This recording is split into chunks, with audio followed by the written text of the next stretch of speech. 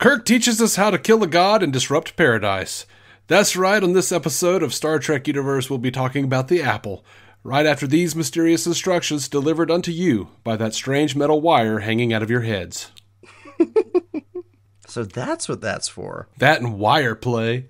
I don't even want to know what that is.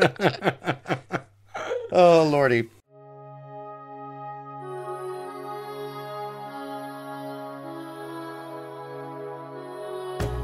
Welcome into Star Trek Universe. We are continuing our mission to rewatch/watch all of Star Trek, the original series.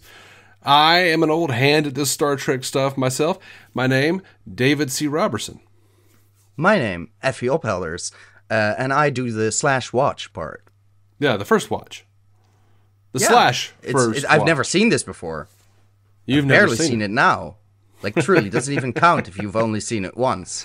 Yeah. If a tree falls in the woods, but you've only seen it fall once. Yeah. You're not a real fan. Name 3 episodes. The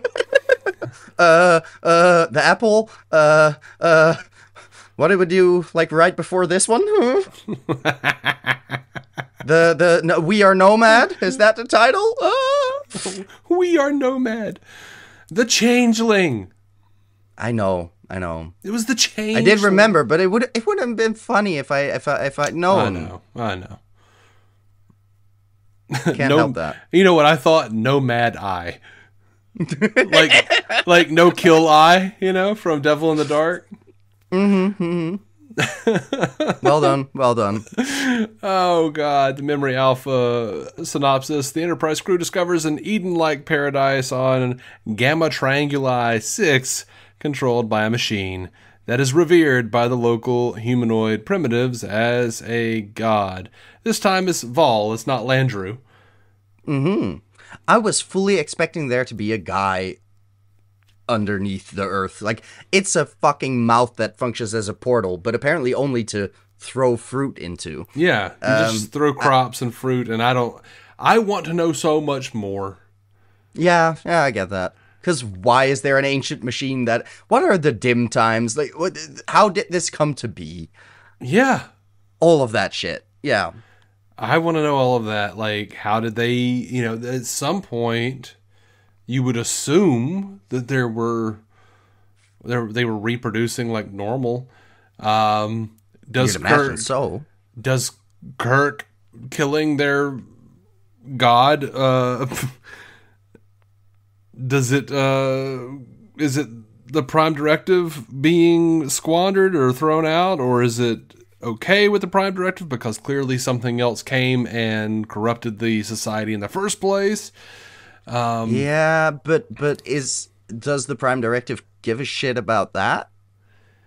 Well, I feel like are there extra clauses in there? Like, I know Kirk thinks so. Kirk is very much like, who gives a shit about that Prime Directive if I disagree with this cultural society being stuck. Like, it has to still agree with my norms. And once again, you have he and McCoy talking about, these people are stagnant. They need to move on. They need to exactly grow. Yeah. And I'm glad Spock was there to again give some counterpoints to that.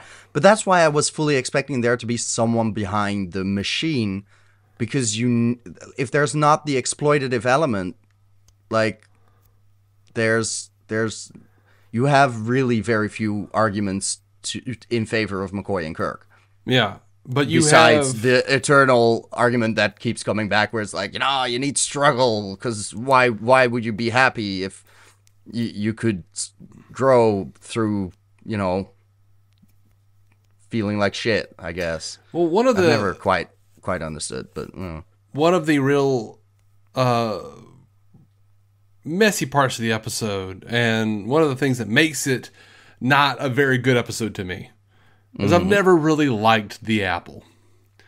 It's iconic, but sure, I don't love it. I don't even really like it.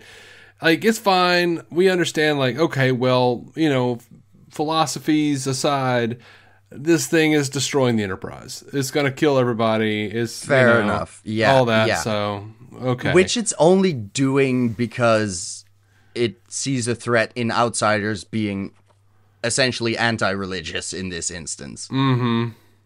It is very, and it has good reason to think, ooh, they're gonna fuck with my rules because they're outsiders, better strike them with lightning. Absolutely what they do too. Yeah, because they end up proving the Vaal right in every sense. So, yeah, self-defense, sorta, not quite. But like, it didn't have to pull in the Enterprise. Essentially, like if it had just killed the landing party, maybe the ship would have moved on.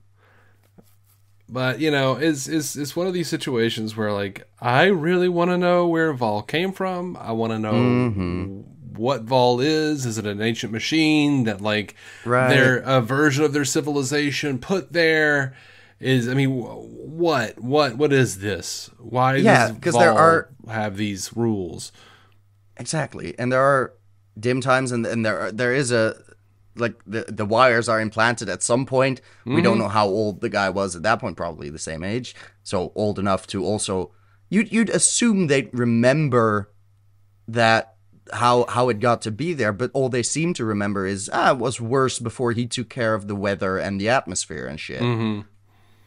So it's very much a, like, at some point there was a civilization involved that was advanced enough to build a subterranean machine. Well, see, you make a good point. Like, you would think they would remember, but I wouldn't. But I would like to see that on display, like, because even but it has become within a couple of months. You and I are going to remember things differently than what they how they happened. Sure. And there is some legend, some lore building going on, clearly. But I feel like it's hard to have your cake and eat it too, in the sense that you have this is how we've been talking about the pre-Vaal times for 10,000 years. Because this is what the stories become. But also, we were all around 10,000 years ago because we don't age. But what if you were in a civilization that has grown, that is complete stagnation? And I mean, even me, I work from home. I don't have to care about what day it is usually. I will not know I don't know how long time has passed. If I didn't have podcasts going on, I probably it's been another week. There's a new episode. Yeah, fair. Yeah, so that's how I know. Oh, it's a new episode from this show. It's Sunday. Right. So I'm kind of going, hey, I want to see Akuda, or whatever his name was. Sure. Whatever his name was. I don't remember. I always think of him as William H. Macy because he looks like William H. Macy. The actor. But, yeah, I just want to know, like, what does he remember about having the thing implanted? What does he remember about the dim times? And I think it would have been really interesting for them to kind of explore that and be like, oh, it was so long ago, I don't really remember exactly how that happened. Yeah, you could have gone into that because he also has fucking antenna in his head, so he might just have only been told the version Vaal wants to be told. But it's difficult. And at the same time, there also needs to be no reproductive system or culture before that, or there would have been children who would now be eternal children, I guess. So it really, they must have, like, literally just evolved out of the precursor ape, fish, something, like, crawled out of the water, become this species. And then within one generation, some other colonizing sort of cultures must have come in and put their religion underground, I guess. It's just, as soon as you dig into it, it doesn't make a fucking lick of sense. Yeah. I'd love to make it. Oh, absolutely. It would be fun to, like, tinker with it. Like, that's absolutely, it's ripe for headcanon-y shit. But it is very much a situation sketched from, like, we need this for the analogy to work, and we don't want to think too much about how it got here or what will happen after. Because if there is a need for this thing to be here, that must also mean that now the atmosphere reverts to aging, okay, and the weather must be shit, but does the vegetation even, like, does everything still function? How will food work? Like, they're gonna get help from the Federation, apparently, to learn about agriculture, I assume, but it's, there's a lot of question marks, just on both sides of this episode. Yeah. And there are lots of fingerprints from Gene Elku on this episode. I don't doubt it.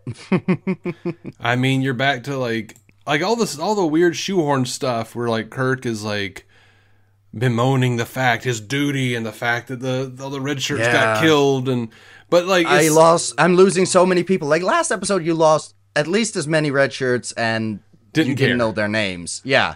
But now we know them personally, and his dad got me into the academy, so I should have taken care of him. You know, that energy. It's interesting for him to struggle with that for a bit, but also it's an episodic show.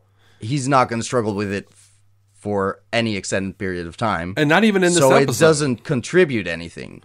Exactly, it doesn't influence his choices throughout this episode. This is one of the reasons I feel like that was a Gene Elku, because there are a few instances of that shoehorned in, but it's not a through line. It doesn't stay. It's a bit of padding. Yeah, it's just kind of shoved in there to like kind of give you like it's like just faking it, like faking depth to the episode. Exactly, because like you'll remember this episode and going like, oh yeah, I remember Kirk. He was like worried he was upset about the death of those red shirts on the planet, you know, and it was so powerful. But then when you watch the episode, it's like a few minutes later, he's joking. You know, a few minutes later, you have Chekhov trying to neck with some lady, you know, on the planet. Good for him, yeah. A second after someone beams a body aboard, Scotty's like, oh, I need to walk. Oh, I should go down to paradise. Like, people are dying, y'all. Like, none of you guys are taking this seriously. You should not want to walk, yeah. And this, about that sort of forced depth in there, like the whole discussion between Spock and McCoy is quite literally, they hang the lantern on it by Kirk going, guys, this can wait until after we figured out a way to like not kill everyone on my ship, and like we're hiding in the bushes, there's something more urgent going on, then should we intervene? Kind of gotta save some people. But that's clearly the core of the episode, is like, we want you to think about Eden, which starts out very fun. Like I really like the beginning scenes where it's like, oh, we joked about Paradise one time and now it's a running gag within the team, and it sort of works for me because it's in universe. It still makes sense for them to go Garden of Eden with fucking landmines. Like, that makes sense for you to say. But then when it gets more and more and more explicit within the philosophical argument, it's like, okay, guys, we get it. We get it. We know what you're going for, again. And I know what my opinion on it is, again, and it's not whatever the episode is trying to tell me it is. Yeah. So I mean, we've definitely got some statements here about, I mean, like, you look at Kirk and we we even got the splooshing flowers again. Like, yeah, we did. That's a carryover from a similarly themed episode. I love that like weird little gong noise that it does whenever any flower shoots. Oh, I didn't even notice that. Oops, should have been listening closer. Well. I was mostly like, oh, there's a lot of dust here, and it sticks in Spock's chest, and it looked fun. Yeah, different kind of flower. It was different enough. Yeah, exactly. It was different enough. Not quite a flower. Like, it must have been part of the machine, which explains why it doesn't look like a real fucking plant. So, you know, I'm good with it. Oh, that's fun. I like that headcanon. Yeah. Because it looks like a fucking periscope on a submarine just like turning and going aim, fire, up. Yeah, so I think it's interesting and I don't know, I'd love to see if this was part of the original teleplay. But I love the fact that Kirk just punches the shit out of Okuda without ever knowing if he's going to attack him in the first place. Right. That's just, we're being hunted by something else. Oops. Sorry I hurt you. And he just starts crying. That's a great moment. That's very much you probably shouldn't try to solve everything with your fists, fucking Kirk. Yeah. That feels like a Gene Elku fingerprint, though. For very real. Smart. Yeah. It feels I like that. Yeah. him like very much pointing out like, yeah, what are you doing here, Kirk? What are you doing here? Yeah, why is talking always the last resort? You're a diplomat, not a soldier, remember? Yeah. I don't think he sees it that way, but sure. But it's interesting to have this episode where, Kirk and McCoy are so concerned about like changing this society, killing this god, so worried that these people are in stagnation, even though they're happy. Mm-hmm. And by their own admission, this paradise. Yeah. They're so concerned. All was good before we ran into this shit. For them to produce this episode directly after The Changeling. Yeah. Where they literally had a probe that was specifically meant to do exactly what the Federation is doing. Mm-hmm. Seeking out new life and new civilizations and studying those. And then like the sort of the warning of that episode seems to be like, be careful. You might that message might get corrupted.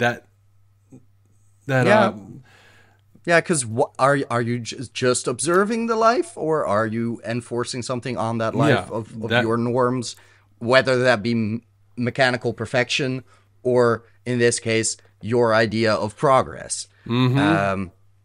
Which is It's ironic that we walk in, we corrupt the society. They want to kill us now, which they've never done before and are clearly very bad at. Like, it's just, oh boy. It's going to be a generation, and there will be war. Just lovely. Yeah, there's actually I alluded to it, but Kirk and crew make some bad decisions here, and ultimately it's like because they don't stick around. They're basically like Gordon Ramsay or who's that? Robert Irvine or one of these like Hell's Kitchen type places where they're like, we're going to come in and we're going to make your restaurant really good for the first time ever. And then we're going to leave and your business is going to fail. Yeah. Because we're not going to actually teach you how to do anything. Yeah. We're gonna pretend to teach you, and then you'll fail at doing that for the next 6 months and go out of business. Yeah. It was like it's not Hell's Kitchen, it's Kitchen Possible or some shit. Jesus, that's terrible. But yeah, it's one of those shows that I would know by a Dutch translation of the name probably. So But that's what they're doing. Like Kirk is, they're like, oh, what about we're gonna die now? Yeah, but you're gonna have young people. You'll figure it out. Ha ha ha ha ha. And like, where is this? We're laughing along with anything we don't understand, or with Spock's name. That was a funny detail. Yeah, it doesn't have to be explained, but it's funny. Where is this introspective... The way you're going, you'll bone soon enough. Like, oh my goodness. Where is this strange, introspective Captain Kirk worried about the death of his soldiers as he's making jokes about how Spock looks like Satan? Like, I don't know. That one was such a fourth wall break where I was like, oh, this is just, you got some letters, you're hanging the lantern on it. It doesn't even make that much sense because it's clearly a like satanic panic type, like, ooh, he looks demonic, but he doesn't look much like Lucifer per se. Like, it's not Satan as we have imagined him forever. I mean, well, if he had red skin, maybe, but it's just the fucking ears, and those aren't even consistently the first element you go to when you think of Satan. Actually, where are the fucking leathery wings and the pitchfork? Hilariously, I believe Spock was supposed to be red-skinned, and he ate. I would have enjoyed that. The way he consumed food was he had a metal plate in his stomach that he like charged. Cool. But and hilariously though, the so-called Christians who were so angry about any kind of pointed ears, devil-looking things don't understand that in the Bible, like the Lucifer was like the most beautiful angel. There's no further description of what happens. As far as I'm aware, not described like as he falls, but he might have a headache, but that's about it. Like, why would he suddenly become monstrous? But that's a limitation of our imagination, where it's been, no, we need monsters to look scary and deformed, and there are lots of things we correlate with monstrosity that we find scary or unpleasant, or for any number of reasons, like evolutionarily, or because we have this prejudice built in sort of over generations of what is a correct able-bodied human being look like, and anything departing from that is disturbing to us. Which in and of itself, like, there's lots of problematic shit inside that area, but it is a thing we see again and again and again in everything. And Satan is but one example where it's like, this is your classic. This is what has become the devil archetype of what we all think of. But there's like there's probably someone who's looked into the origins of that image. It is, sure, definitely. It is not like eternal or not culturally like we've created that, and it is changing, ever changing to an extent. Like, but yeah, I would much prefer to see a Lucifer who's just heckin' pretty, like one of those Aryan blonde boys, just with the just give him a slightly different look and from the angels, but make him look that fucking pretty. Like, hell. I mean, we do have Gwendolyn Christie in Netflix's Sandman. Still does have the leathery wings and shit, but absolutely, like, she's pretty. Yeah. Fuck yeah. Or you can like, you can the blonde curls. Oh, works for me. Sure. You go with Tom Ellis from the Lucifer show. Yeah, but he's not pretty in that creepy way I'm looking for. Really? Like, he can be scary in that show, but he's not that ethereal elvish beauty that I'm thinking of, you know? Yeah. I want the sort of Legolas look of almost, and that is interesting because that borders on going, make him queer, make him gayer, which is very much a thing in Lucifer, the Tom Ellis show as well, where it is like, we want our villains to be gay men, and because a man being too effeminate, that's also an aberration, and there's like a history of that throughout horror. Well, he's once again, read my thesis. Yeah, he's pansexual on the show Lucifer, but he's also like very much the protagonist of that show, and he's the hero.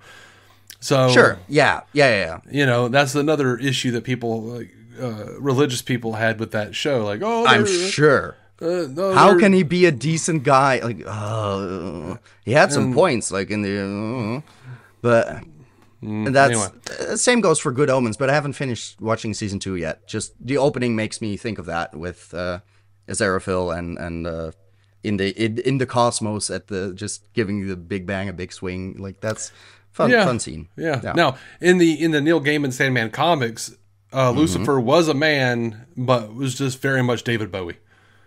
Yeah, that makes sense. Like, they drew David Bowie. Yeah, well, I have no problems with that. I have some problems with David Bowie and, like, underage girls, but that goes for a lot of people in a lot of different time periods, unfortunately. All right, so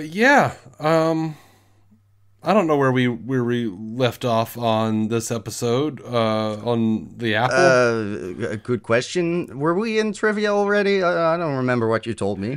I have not gotten to trivia yet, no. Fair enough. But, you know, I do think this episode is a mess, just overall. Yeah, fair I hate how silly and stupid Chekhov is in a way. Like, it would be fine if he didn't have a bunch of people dying around him. That's fair, but also I feel like this is kind of Chekhov's coping mechanism throughout. Maybe. A bunch of shit. Like, and especially acting pervy? No, partly, but mostly I didn't find it that pervy. It was just like, they're kind of, you know, they just want to find a bush somewhere. That's fine. He would have found a couple of bushes, to be fair. Yeah, his sense of humor has just been the one consistent thing I know about him so far. Where it's like, he'll crack a joke, and he does that pretty well, I think. And he's young and naive, so that works sort of with this characterization. Like, I appreciated the Garden of Eden right outside of Moscow. Like, that was fun. That was fun. It was. It was. It was fun. It just seemed weirdly inappropriate with all these people dying around them. Yeah, at some point, yeah. But at the same time, I felt that more with his love interest, the woman, the yeoman, being so worried about the ship and everything, where it's like, you can't do shit about it. And he's just trying to comfort her in his way, which is fine with me. You know, it's just like, we can't help it much, and we'll make the best of it if we get out of this alive. So whatever. That I didn't have much of an issue with that. If outside of the fact that her worrying doesn't add a whole bunch to it, outside, like, we need to get to them kissing. That's fine. I get that. Works for me. It's just the shit around it in the cabin still, where I'm like, does this matter? Do we still don't know nothing? Like, we know jack shit about her character outside of, I care about the people living in that ship. That's, yep. I also, Chekhov is pretty charming. That's all we know. Yeah. It doesn't add depth. It's just there. It's like the circumstances are too dire for them to stop and consider, really, truly consider, like, what they're doing to the society. Yeah. We don't know why Vaal is there. We don't know why they're not allowed to touch or kiss or any of these things. Yeah. I mean, that would lead to overpopulation within a couple generations, I guess, but maybe. You could also introduce contraception. Vaal is should be capable of that. Imagine some fucking flowers that make you not impotent, infertile. Impotent would be slightly cruel. You can fuck again, but good luck. Yeah. There's, they did do there was a 3-issue comic book that I think it was called Return of the Serpent or something like that, and it was from the comics, the DC Comics in the 80s. And I like that company. I do have it, and I'll try to get it to you, and maybe we can record a special episode. Sure. Maybe I'll finally start the Patreon for DC Universe, and we'll talk about it there, because it very much DC Universe is not a podcast we do, honey. What? You said DC Universe. I think you meant Star Trek Universe. Star Trek Universe. Sorry, Jesus Christ. I do DC fine. On screen. It's a fun show. Yeah. I'm there occasionally. You can just listen to those episodes. Maybe we'll start actually launch the Patreon for Star Trek Universe, which I've had sitting around forever, and I've just never launched it because I couldn't think of anything that anybody would care about that I would be able to produce on a regular basis. Fair. But that didn't stop you for DC On Screen, really. So. It didn't, but I feel bad every day of my life because I'm not producing more for that. I know. But yeah, who knows? But at the very least, it might be interesting because they do go into, like, the Starfleet makes them go back to the planet and check it out and see, like, let's see what you did here. And it's just the worst. It is like the worst. It's like, that's lovely. There are now, like, there's a holy war going on. Like the original worshippers of Vaal versus the worshippers of the Federation and Kirk. Oh, of course. And it's real bad. It's real bad. That's great. Things didn't turn out well. No, of course not. But that's why it's such a stupid episode at the end, because it always ends up being, well, we changed them for the better, in a couple thousand years, maybe, if they survive that long to become a better society. Because in the meantime, it's gonna be shit. Mm-hmm. Oh Lord. So this is the episode in which the red shirt phenomenon comes to the fore. Every red-shirted male in the landing party dies horribly. It's good to be a woman, I guess. Yeah. Let's see. Hindorf is killed by the plant's poison darts. Kaplan by the lightning. Mallory is blown up by an exploding rock. And Marple is killed by a blow to the head. Yep. They did an episode. Good blow, apparently. Or they also, did. The landmine didn't, splatter a bunch of limbs everywhere. That was nice of them for TV. Yeah. Yeah. There is, I know you've seen a couple of the J.J. Abrams movies. They did an ongoing series set in that universe because it's an alternate reality. Right. So, You've talked about that, like Kelvin timeline, slight different takes on the same core concepts, right? On these episodes, on the original series. And they did a version of this where one of the Hindorf, who was called Cupcake, and who Kirk called Cupcake in the first movie, he has like a whole, is based around his story, but he's talking about like, what if he has this whole thing where he poses, what if everyone had died horribly in the original, if there's, I wonder if there's like an original or I wonder if there's an alternate universe where everyone died horribly or some shit like that. That's lovely. Yeah. Goodness. I screwed it up, but that was a fun series. I get it. Yeah. That was a fun series to read through. Delightful. Looks like Chekhov doesn't have his wig anymore, though. Oh, right. Yeah. It did look, well, equally stupid, but less bad stupid. Mm-hmm. Well, they were really trying to get that Davy Jones, like, Beatles haircut to appeal to young girls. Looks like half a bowl cut. It does. It's funny because the reason they wanted, like, the young, relatable character who was kind of cute was to get, like, girls and teenagers interested in Star Trek. But the way Pretty sure all the girls were just there for Spock and Kirk making out. Oh, so, definitely. And like, is the funniest thing is like every time they have Chekhov on screen, he's not appealing to anyone, any teenagers, because like he wants to bone too. Well, but he's just so goofy, you can't take him seriously.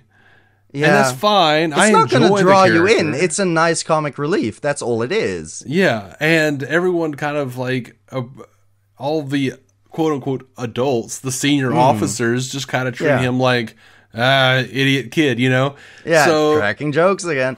But it doesn't make you, as a teen, feel included or like taken seriously. Right. It's just like, oh, he's pretty funny, and we know nothing about him otherwise. It's like, damn it, Pavel.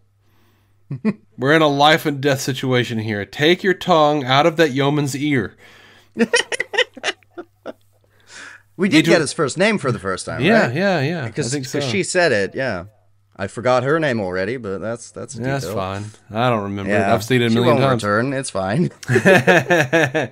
Well, apparently the Celeste Yarnall, who she was the person playing that yeoman, wore Grace Lee Whitney's costume. The actress who played Rand. Oh. Janice Rand. Yeoman Rand. Blue shirts. From Red. Skirts, they were red. They were red. Were they both red? Oh my God. I'm Mandela affecting myself now. Jesus. Sure. Yeah, cool. That makes sense, wore, I guess. Rand's costume, left over from season 1. And why make a new one? Bill Feast, the costume designer, had to recut it and refit it to suit her, and she worried that Grace Lee Whitney might return and need the costume, but Bill Feast assured her she will never return. Don't worry, honey. She won't. She won't. And if you're interested, that comes from These Are the Voyages, TOS season 2. Of course, yeah. Interestingly, it's established in this episode that the warp nacelles can be discarded from the ship and that it is a dangerous process. Mm-hmm. And they also established that in the original script, they called for an emergency saucer separation, which means whatever the big, is. Oh my God. Okay, so like the primary hull, the saucer section that looks like a circle, can come off of the base. Oh, okay. And fly around independently. I didn't know that. When does that happen?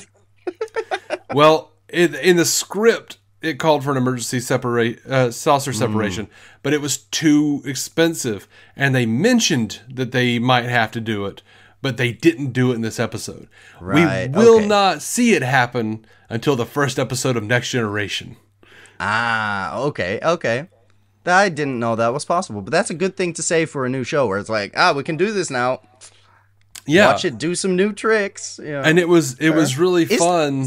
So where, just for me, where is what in this in the Enterprise? Like, is engineering the thing down below the propulsion, and is the bridge in the saucer thing, or how is Yeah. it? What is the layout? Okay, The bridge is roughly- on the little bubble on top of the yeah. saucers I figured. Yeah, section. Engineering, you could find blueprints. of course they were made at some point. Yeah, I figured. Yeah, but the engineering's in the secondary hole in the bottom. Yeah. Right. Yeah, Okay. essentially. And lower decks are lower. Yeah. Yeah, yeah, Fair enough. yeah. Cool. Yeah. Also, by the way, looking at the images, like the remastered comparisons again, why did they make the sky boring? I in don't the know. remastered version? Because the lightning looks so much better against the orange atmosphere that I know. there are remnants of that even in the remastered version. So why does it have to get regular dark and cloudy? You're literally making it more boring instead of more sci-fi. That's a weird choice. I mean, Just that's had to one of get the. that out That's there. also one of the things where it's like they, in the remastered versions, they were like, let's make the planets look as boring as possible. Like they all just look like Earth, and you're Well, like, that sucks. I really liked when the planets were like bright orange, bright red, bright Yeah, pink, bright Give purple. it some fucking color. Yeah. Yeah, I mean, you can. I don't know. I guess it doesn't make sense, but I still miss that, and it's course. hard to find unless It you doesn't have have to make sense. Like, none of it makes sense. It doesn't Yeah. make sense in Earth colors either. I mean, it's a flavor. It's a Yeah. flavor. If if you're hung up on a bright, glowing, bulb of a planet, if you have a problem with that, and you're like, I wish it looked like an actual M-class planet seen in later series. Okay, well, here's your remastered editions. Fine. Yeah. Yeah, and I'm not gonna pull out DVDs to watch these, so I've No, got I the get that. DVDs, but I'm not gonna pull Good them on you. out. No, that's what DVDs are for. To have, in case of apocalypse, you But you have can't- the physical yeah. copies. But you can't find like the original effects Anywhere. episodes on streaming. Oh, not on streaming. No, of course. That's like that's with everything. Like Star Wars is buried to like Jesus. Mm-hmm. That's worse in some regards. So just anyone going back in and anyway, it's a choice. But It's a yeah, choice. I have my own little qualms with the remasters because like there are shots of like the view screen that just have like easily photoshopped or after effected out, like they have hairs and cracks and little like burn marks on the film, and I'm like, just fix it. just Just do fix that, that shit. shot. You took all this time to make sure that the little analog like time flipper that showed seconds and minutes and hours was suddenly digital. Yeah. But you're not gonna fix like the awful little like Crackles pieces from of, like physical film. Yeah. like Oh, dirt God. and hair on the film. Oh, Jesus. Yeah. It's stuff like that. It just annoys the shit out of me. That's And fair. if I'm being honest, in a lot of scenes, like one of the things I love is that in the original series, the original effects, they used a lot of stock shots of the Enterprise. Like whenever they shot the Enterprise from like the pilots, and the actual model was different. Yeah. Like the Enterprise would change. The model looked different than the series model looked. So, but like, so you'd see like the Enterprise fly by, and there are different markings on it. It's got like little nipples on the Bussard domes. Like it looked different. Like the ship looks different between shots, and they will cut to willy nilly to whatever stock shot they wanted to without giving a shit about how the actual ship was supposed to look within continuity. The shit bugs me. All right. And they fixed that with the remastered versions, right? Yeah, because it's consistently the same model. Yeah. But In the also, computer. I think the ship looks better in the original versions.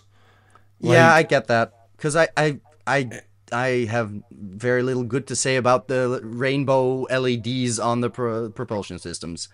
It's just slightly off to me. Well, you know what? Those are in versions of the original. You could find In versions. right, like I said. 'Cause I haven't seen them in many of the stills on the Right. comparison episode thingies.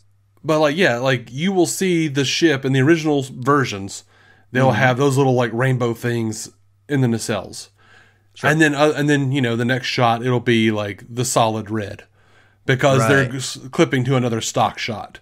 That makes sense. And I maybe it's that because I would prefer a solid color of light instead of, and it may flicker and it may do whatever, but it doesn't make sense to me that it's like a lava lamp going, ooh, now I'm blue, now I'm orange. Like, Yeah, that's a little too silly for me, I guess. It's weird where I draw the line, but it's a sensibility thing. It's not a rational thing. yeah. No, I've always liked the little rainbow specks, but I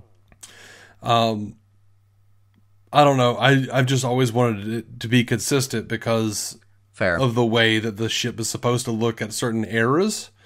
Yeah. And, but also like the remasters, I mean, the ship looks better in some regards, like as far as like texture, I guess, to some degree, but like the original ship was brighter and, so much so that like, I don't like how it is a lighter gray. Yeah. yeah, I don't like such a dull gray on it. But Yeah, I mean, it these is are like little less nitpicks. reflective in some ways, and yet it does. It's just the era of CGI makes it slightly shiny in some ways. Where I'm like, it doesn't look. It looks very CGI-ish in some shots. Where you're like, I'm not sure this is an improvement over a model. Yeah, and sometimes they got the proportions wrong, especially in early remasters, which doesn't correlate with what we're doing because we're doing like production order from the original broadcast or the original and not the remastered schedule. production order. Yeah, And when they did the remasters, they did them out of order, and then like I think one of the maybe the first one was Balance of Terror that they actually like finished the remaster and aired it on TV. Anyway, it doesn't matter. It's just a lot of little like bullshit things that I talk about and think about. of course. This is the shit we care about for, not a lot of good reasons, but we care. Yeah, I feel like about half the audience is going, Jesus Christ, wrap it up. And the fucking I mean, you're listening to a Star Trek podcast. They're nerds too. They'll get it. Maybe. I'm always surprised by the things that like people get mad at me for on these shows. Whereas, every once in a while somebody will that's be because they're nerds and they care. Yeah. It's usually people who don't care, who are like, why are you doing this? I'm like, why are you listening to this? Those get to you.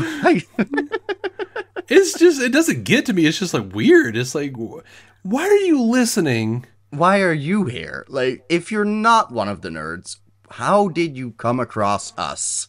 Yeah. That's fair. God knows we don't advertise. Shit's expensive. Maybe they listen for the advertisements for other shows. Yeah, maybe. All right. Well, the next episode, Effie and I will cover. We'll have us saying, "Mirror, mirror on the wall, where the hell did that goatee come from?" Jesus Christ. I'm looking forward to the goatee now. One of the all-time classic episodes, Mirror, Mirror, which brings forth the Mirror Universe. Legendary Mirror Universe into the annals of storytelling. Yep. I've never heard the legend, so I'm very curious to get into this. Well, just the general audience knows that in the Mirror Universe, Spock has a goatee, and that's what we know. That's what we know. Okay, that's what the general audience knows. I didn't know who was gonna have a goatee, so I'm down for this. Yeah. So I don't know. I can't remember if you've ever seen Community. Parts of it, just loose episodes on TV. Never all the way through. There's a concept they play with called the Darkest Timeline. And in the Darkest Timeline, Donald Glover and Danny Pudi's characters, Troy and Abed, both have like fake felt goatees stuck to their faces. God damn it. All right. Yeah. All right. Yep. I'm Looking forward to this one. Yeah, Mirror Mirror launched a lot of parodies. Apparently. Okay. That'll be a good one. Spock's goatee looked real for the most part. Oh, thank goodness. It wasn't felt. Ah, I am relieved. Yeah. I also love that, like, in between episodes, you were like, yeah, I saw a picture from Mirror Mirror, and it's like, Kirk is hiling. Yeah, it's just, I open up the next Memory Alpha page for, what are we going to watch next? And I try not to read the synopsis. Yeah. But I do get to see, the cat in cat spot. Like there's a single frame they use as the image on Memory Alpha, and it's like, oh, we're not seeing hard, are we? Ooh, what is the context? Yeah. So it's like it's one of my favorite episodes, and I look forward to watching it and seeing how flawed it actually is. Because I tend to be, when I'm just sitting and watching stuff for fun, I don't really pay attention to stuff so much. But like, then you have to talk about it with me. Knowing I've got to talk about it with you. Actually, Matt too. Like if I'm watching it with Matt, like I'm like, oh God, what's he gonna bring up about? Like, how's he gonna come up? He's gonna throw me some fucking. I didn't see this coming. Yeah, sometimes. But like, yeah, I know you're like especially like socially conscious. Where I'm just like, to me, I take this shit for granted because I'm just like, oh yeah, I've been watching this since I was a kid. It was the '60s. Right. Yeah, they're kind of fucked up about stuff. Oh, but absolutely. It's fine. That's usually how I respond too. Where it's like, it makes sense for the time, but boy, yeah. So, that's one of the things that I find really interesting, and it's one of the reasons I really have enjoyed doing this with you, because you're a new voice, and I've been watching this shit forever, and you're a person who hasn't seen any of this shit. So it's on top of just being friends with you and enjoying you in general, outside of just having conversations being fun. It's kind of bringing worlds it back. Colliding. It's bringing Star Trek back to life for me, like old Star Trek back to life in a way that I haven't felt in a long time. Of course, yeah, because it is like watching it through new eyes in a sense. You're sharing in the experience of, what is it like to a fresh set of eyes? How is it different? Yeah. After all these years. So, yeah. Yeah. It's a lot of fun, and thank you for doing this. Sounds like we came up with a pretty good show, actually. Yeah. Maybe. We should do more of these. Yeah. We will. And the next one is going to be Mirror Mirror. Right. And I hope you all enjoy the show and join us for that. And until next time, I should say, Joel Ontrue, live long, prosper, and of course, eat a dick, people. Eat a dick. Or don't. I mean, it's up to you, really. Like, live your life. Yeah. I mean, I'm not gonna check, Yeah. Like, you do your homework or you don't, but it's on you if you learn or will end up struggling later in life when you do have to, like, come across a situation where you need to eat a dick. But, importantly, school lied to you. All the tests in real life are open book. That is a fact. Unless you're without a calculator and need to rely on doing maths in your brain cells and fail miserably. And I have never needed to do math that bad. Not bad enough. Fair enough. You can always avoid it. That's the real strategy you learn in life. Real life lessons from the Star Trek universe. All right. I'm done. Fair. Thank you for listening to the Star Trek Universe Podcast, a Stranded Panda production. If you'd like to hear more from David C. Robertson, check out the DC On Screen podcast or maladjusted.tv for his web videos. If you'd like to hear more from Matthew Carroll, check out the Marvel Cinematic Universe podcast or listen to his music. Just search for Matthew Carroll anywhere you get music.